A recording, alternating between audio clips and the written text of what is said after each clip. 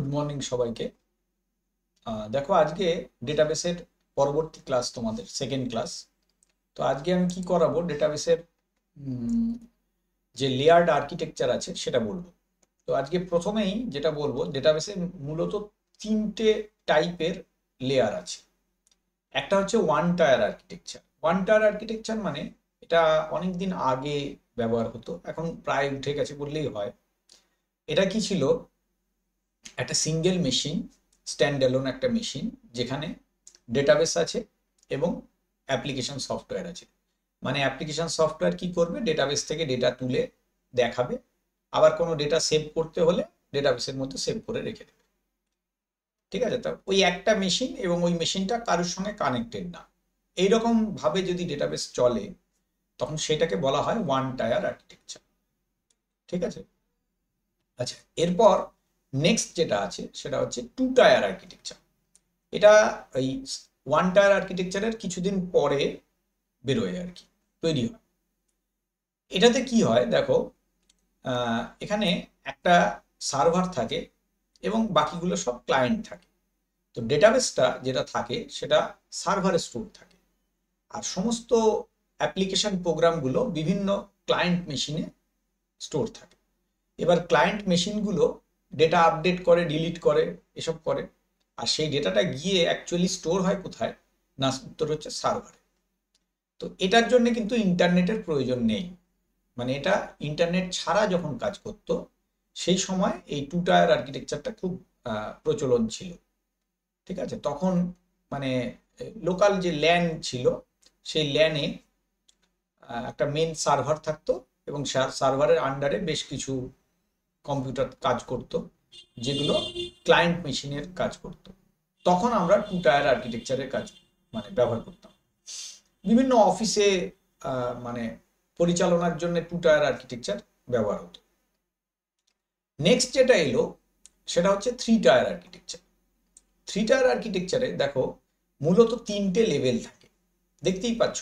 একদম বাইরের যেটা, যেখানে বিভিন্ন লোক বসে আছে, ওই লেভেলটাকে বলা হয় external level, external view, and user বলা যেতে পারে।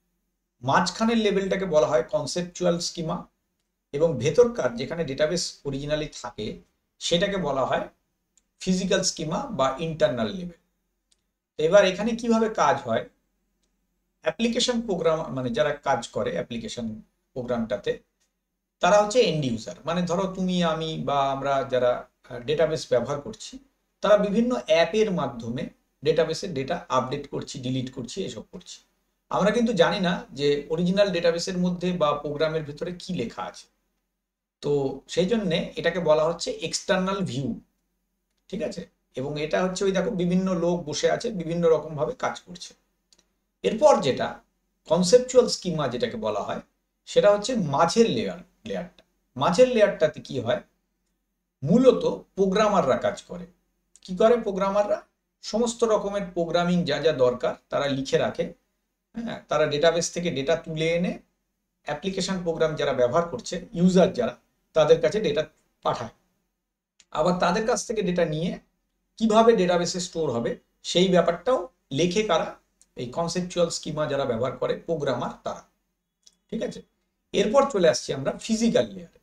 তো ফিজিক্যাল লেয়ার হচ্ছে অ্যাকচুয়ালি সার্ভারে যেখানে ডেটাবেসটা স্টোর থাকে, সেই জায়গাটাকে বলা হচ্ছে ফিজিক্যাল লেয়ার বা ইন্টারনাল স্কিমা। এইখানে কি থাকে না, অরিজিনাল ডেটাবেসটা স্টোর হয়ে থাকে। এখানে ওই ডেটাবেসে কতটা জায়গা লাগবে সেটা ঠিক হয়, তারপর ব্যাকআপ তুলে রাখলে কোথায় রাখা হবে সেটা ঠিক হয়। এই সমস্ত মেন ডেটা নিয়ে যে কাজটা হয় সেটা হচ্ছে ফিজিক্যাল স্কিমাতে কাজটা হয়। তো এই তিনটে লেয়ারে ভাঙা হলো, এটাকে বলা হয় থ্রি স্কিমা আর্কিটেকচার। বুঝতে পারলে? তো আজকের ক্লাসে আমি এই মূলত এই তিনটে জিনিস পড়ালাম। তো আমি একটা কথা বলে রাখি এটা সম্পর্কে, সেটা হচ্ছে তোমাদেরকে মানে তোমাদের পরীক্ষার সময় যেটা কাজে লাগবে সেটা হচ্ছে মূলত থ্রি স্কিমা আর্কিটেকচার যেটা বললাম, সেইটা কাজে লাগবে। তার কিছু বৈশিষ্ট্য আছে, কিছু সুবিধে আছে। হুম তো সেইটা তোমাদের লাগবে।